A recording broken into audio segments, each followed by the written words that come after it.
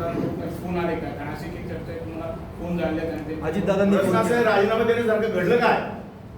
राजीनामा देण्यासारखं घडलं काय? मी काय कोणाचा विनयभंग केलेला आहे, मी चोर केलेलं आहे, शेतकऱ्यांच्या विरोधात निर्णय घेतलेला आहे, माझी काय पार्श्वभूमी गुन्हेगारीची आहे, काय झालं काय असं? एक फक्त फोटो त्याचा व्हिडिओ त्याचा रेकॉर्ड करायला विरोधकांनी, त्यांना तर मी कोर्टात खेचणार, जाबरून दुसऱ्याची दावा पण दाखल करणार आहे. आणि त्यांनी जी माझी बदनामी केली आहे महाराष्ट्रामध्ये, एक तर मीडियावाल्यांनी काही टाकलं की त्या खाली लगेच प्रतिक्रिया यायला लागतात. आता माझा पाय तिरपा पडला, लगेच मीडियावर जाणार कृषी मंत्री यांचा पाय तिरपा पडला. अरे पाय तिरपा पडला कशामुळे पडला? तर खड्डा वाचवायला गेला की काय? बरं खड्डा वाचवायला गेले, सांगितलं तुम्ही लगेच दांडू घेऊन टाकाय.